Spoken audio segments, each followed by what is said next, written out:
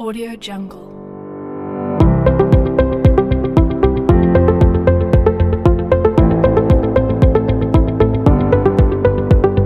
Audio Jungle. Assalamualaikum warahmatullahi wabarakatuh. Baiklah, sebelum kita memulai kegiatan pembelajaran pada pagi hari ini, alangkah lebih baiknya kita membaca doa terlebih dahulu agar segala aktivitas yang kita lakukan pada kegiatan pembelajaran pagi hari ini mendapatkan ridho dari Allah Subhanahu wa Ta'ala. Bismillahirrahmanirrahim. Raditu billahi robba wa bil islami dina wa bi muhammadin nabiyya wa rasula rabbi zidni ilman warzuqni fahman waj'alni min ibadika sholihin. Bagaimana kabarnya hari ini anak-anak? Ya, Ibu harap kalian bisa menjaga kesehatan di masa pandemi COVID-19 ini dengan selalu mencuci tangan, menjaga jarak, dan menggunakan masker. Ya, sebelumnya kalian silakan mengisi absen terlebih dahulu. Ibu telah mengirimkan linknya melalui WhatsApp group.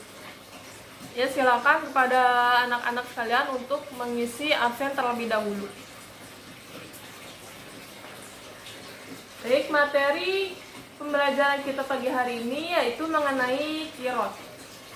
Tujuan pembelajaran dengan materi kirot ini yaitu selama dan setelah mengikuti proses kegiatan pembelajaran, peserta didik diharapkan mampu menjelaskan pengertian kirot, mampu menjelaskan hukum dan dalil kirot, mampu menjelaskan rukun dan syarat kirot, mampu menjelaskan larangan bagi orang yang sedang menjalankan kirot, serta mampu mempraktikkan tata cara kirot yang baik dan benar. Peserta didik diharapkan dapat mengidentifikasi jenis-jenis kirot, dapat menjelaskan ketentuan dalam melaksanakan kirot, dapat menjelaskan manfaat dan hikmah adanya kirot, serta peserta didik dapat menerapkan tata cara kirot dalam kehidupan sehari-harinya. Ya, Ibu telah memberikan PowerPoint mengenai materi kirot pada hari ini melalui WhatsApp group. Silakan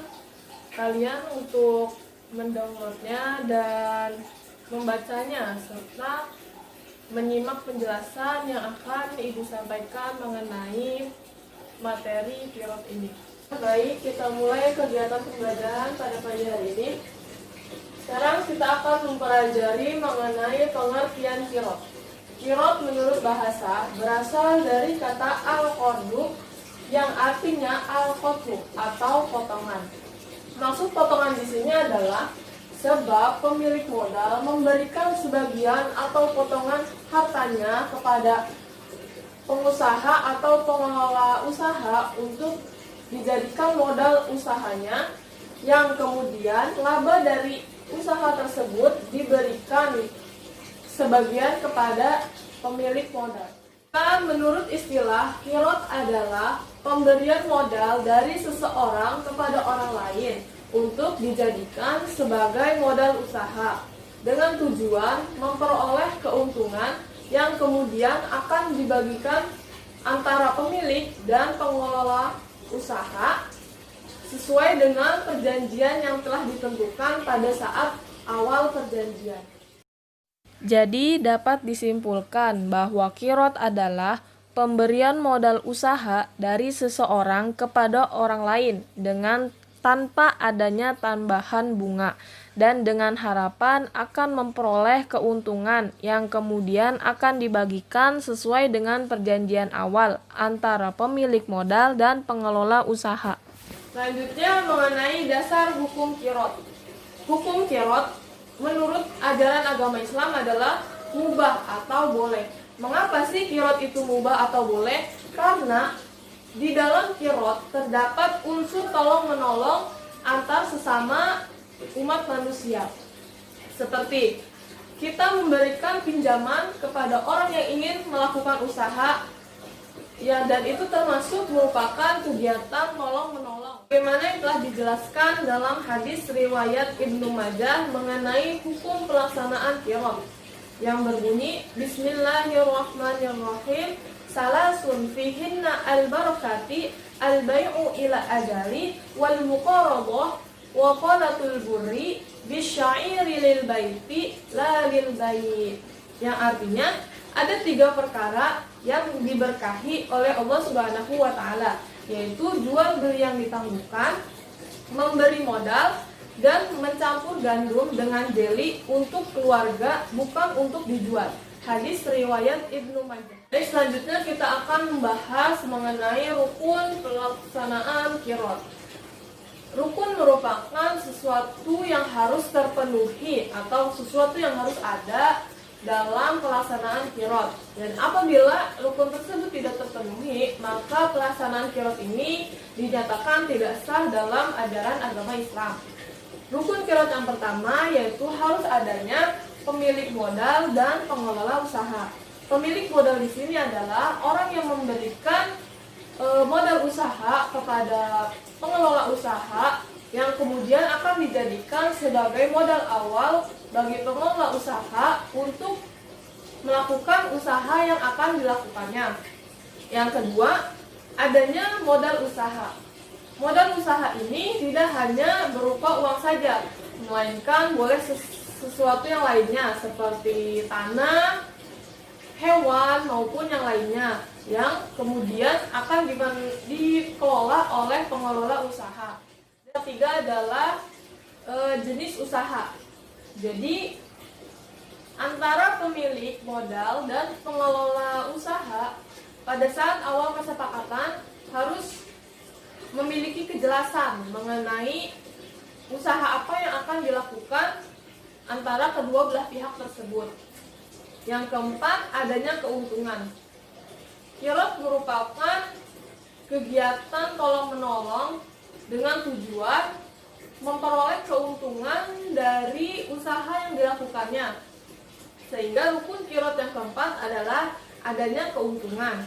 Dan yang kelima adalah adanya ijab qabul antara pemilik modal dan pengelola usaha. Ini yang telah dijelaskan tadi sebelumnya bahwa rukun qirot yang pertama adanya pemilik modal dan pengelola usaha, yang kedua adanya modal usaha, yang ketiga jenis usaha, yang keempat adanya keuntungan, dan yang kelima adalah ijab dan qabul. Baik, sekarang kita akan membahas mengenai syarat dalam pelaksanaan qirot.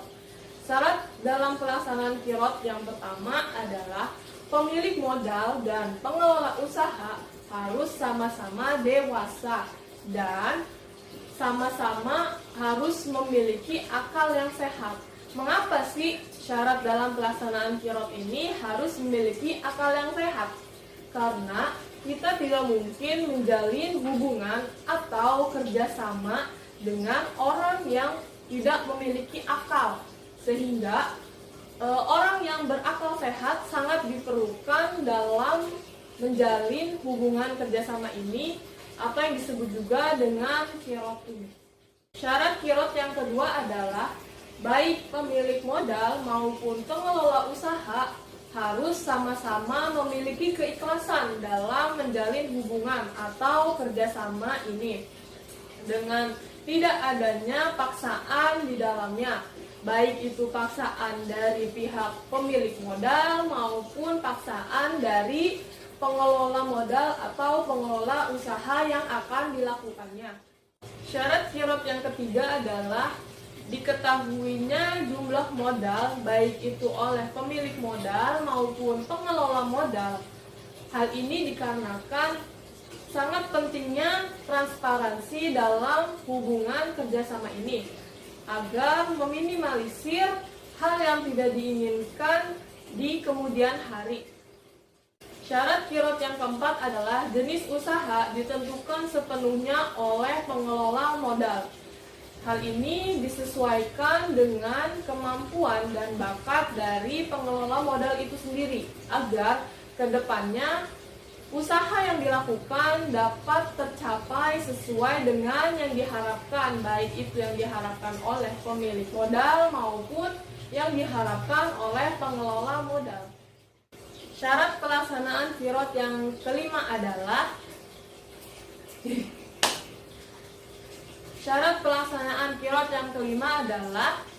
kesepakatan modal hendaknya disepakati oleh pemilik modal dan pengelola usaha pada saat awal mereka melakukan suatu perjanjian agar kedua belah pihak sama-sama diuntungkan dan tidak ada pihak yang dirugikan dalam pelaksanaan kirot ini.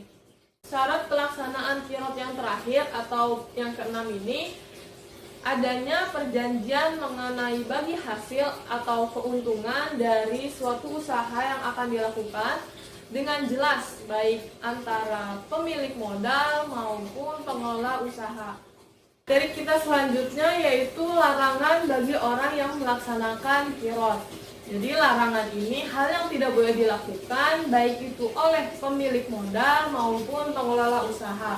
Yang pertama, baik itu pemilik modal maupun pengelola usaha tidak diperkenankan atau tidak diperbolehkan untuk melanggar perjanjian atau akad yang telah disepakati pada saat awal perjanjian yang dilakukan oleh kedua belah pihak.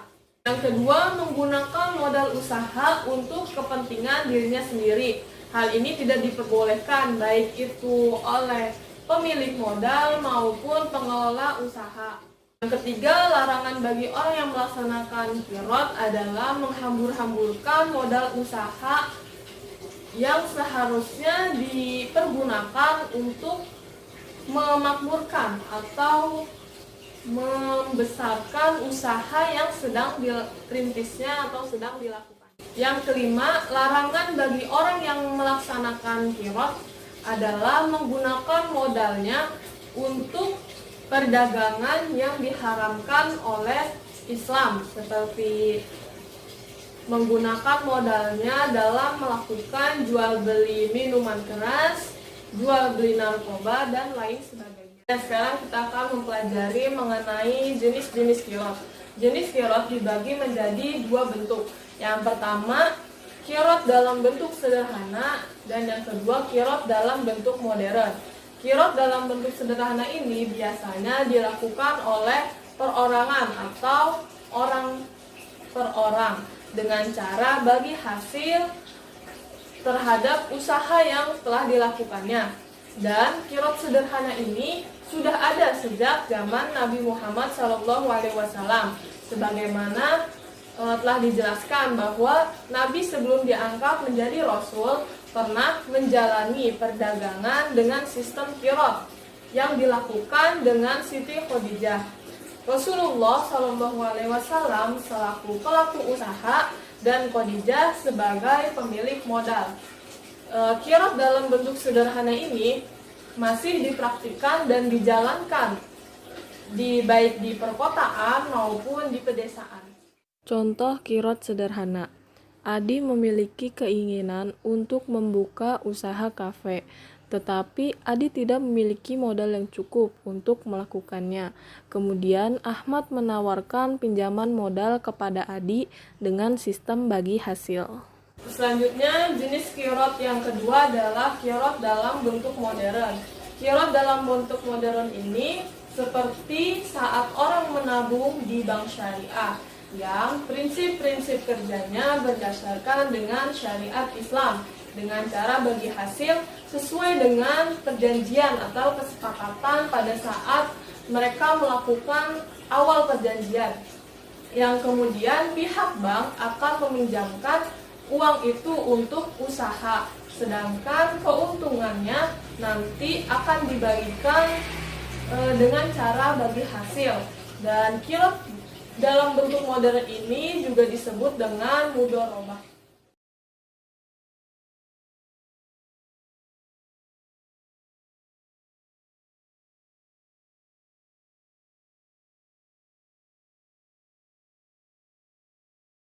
Selama melaksanakan bentuk kerjasama ini dalam bentuk kirot, antara pemilik modal dan pengelola usaha harus memperhatikan hal-hal sebagai berikut. Yang pertama, agar pelaksanaan kirot dapat berjalan dengan lancar, maka diperlukan kemampuan dan kemauan dari kedua belah pihak. Nah, hal ini sangat dibutuhkan apabila ingin mencapai suatu usaha yang menghasilkan sesuatu yang diinginkan. Nah, apabila ada salah satu pihak yang tidak memiliki kemampuan dan kemauan dalam melakukan usaha, maka usaha tersebut tidak akan berjalan dengan lancar. Yang kedua, pemilik modal harus memiliki kepercayaan dan kecermatan dalam melihat pengelola dan bidang usaha yang akan ia jalani. Dalam hal ini, baik pengelola usaha maupun pemberi modal harus pintar-pintar dalam mencari peluang usaha apa yang sedang dibutuhkan oleh banyak masyarakat pada saat ini. Dan yang ketiga, pengelola modal harus bersifat jujur, amanah, dan profesional. Nah, sifat ini tuh sangat diperlukan bagi pengelola modal maupun pengelola usaha. Dan yang keempat, adanya perjanjian antara pemilik dan pengelola modal hendaknya harus jelas. Dan yang terakhir, hal yang harus diperhatikan dalam pelaksanaan kirot yang selanjutnya adalah jika terjadi kehilangan atau kerusakan di luar kesengajaan dalam mengelola modal yang diberikan, maka hal tersebut menjadi tanggung jawab oleh pengelola modal. Dan yang terakhir adalah jika terjadi kerusakan atau kerugian, hendaknya ditutup dengan keuntungan yang telah didapatkan sebelumnya mengenai usaha yang dilakukannya. Jika tidak ada, hendaknya kerugian ini ditanggung oleh pemilik modal. Lalu apa saja sih manfaat dari adanya pelaksanaan kirot ini? Yang pertama, manfaat dari adanya pelaksanaan kirot ini yaitu membantu sesama dalam mencukupi kebutuhan hidupnya. Yang kedua, menggalang ekonomi umat. Yang ketiga, mewujudkan persaudaraan dan persatuan antara pihak-pihak yang bersangkutan. Yang keempat, mengurangi pengangguran, karena di sini pemilik modal memberikan usaha kepada orang yang tidak memiliki modal untuk mengelola uang tersebut untuk dijadikan sebagai usaha, yang kemudian mereka akan memperoleh pekerjaan dari adanya modal tersebut. Yang kelima, memberikan pertolongan kepada sesama manusia yang kekurangan. Dan yang terakhir adalah mewujudkan masyarakat yang tertib sesuai dengan tuntunan syariat Islam. Baik, materi selanjutnya mengenai hikmah dalam pelaksanaan kirot, baik itu yang dirasakan bagi pemilik modal maupun yang dirasakan bagi pengelola usaha. Hikmah kirot yang pertama yaitu bagi pemilik modal, kirot merupakan sarana dalam beribadah, sebab di dalam kirot terdapat unsur tolong-menolong terhadap orang lain untuk membantu dalam melepaskan atau membantu mengatasi kesulitan yang dihadapi oleh seseorang karena orang tersebut tidak memiliki modal untuk melakukan suatu usaha. Yang kedua, pelaksanaan kirot ini dapat menguatkan tali silaturahmi antara keduanya. Dan yang ketiga, hikmah kirot adalah terciptanya pribadi yang kuat untuk saling tolong-menolong antar sesama umat manusia. Ibu rasa untuk pertemuan kedua ini bisa dicukupkan ya. Apabila dari kalian semua ada yang ingin ditanyakan mengenai materi pembelajaran pada pagi hari ini, kalian bisa menanyakannya melalui WhatsApp grup. Nanti ibu maupun teman-teman bisa menjawab pertanyaan yang diajukan oleh kalian. Dapat ibu simpulkan mengenai kegiatan pembelajaran pada pagi hari ini mengenai materi ketentuan kirot. Kirot merupakan pemberian modal dari seseorang kepada orang lain dengan tanpa adanya bunga di dalamnya dan dengan harapan usaha yang dilakukan dapat memperoleh keuntungan yang kemudian akan dibagi hasil atau laba yang didapatkan dari usaha tersebut kepada pemilik modal dan pengelola usaha sesuai dengan kesepakatan yang telah disepakati pada awal perjanjian antara pemilik modal dan pengelola usaha. Sedangkan rukun dalam pelaksanaan qirot mencakup 5. Yang pertama, adanya pemilik modal dan pengelola usaha. Yang kedua, adanya modal usaha. Yang ketiga, jenis usaha. Yang keempat, adanya keuntungan. Dan yang kelima, adanya ijab dan qabul. Dan dalam pelaksanaan qirot ini dibutuhkan kerjasama dan hubungan yang baik antara pemilik modal dan pengelola usaha agar tercapainya usaha yang dilakukan ini sesuai dengan apa yang diharapkan dan memperoleh keuntungan sesuai dengan yang diharapkan oleh kedua belah pihak, baik itu oleh pihak pemilik modal maupun pihak pengelola usaha. Banyak hikmah yang dapat dirasakan baik itu bagi pemilik modal maupun pengelola modal dalam pelaksanaan qirot ini.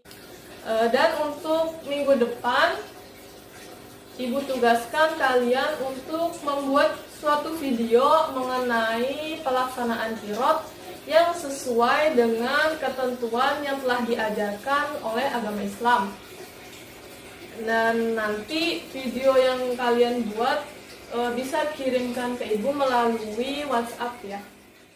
Baiklah, kita tutup kegiatan pembelajaran pada pagi hari ini dengan membaca doa kafaratul majlis. Subhanaka Allahumma wa bihamdika asyhadu an la ilaha illa anta astaghfiruka wa atubu ilaik. Wassalamualaikum warahmatullahi wabarakatuh.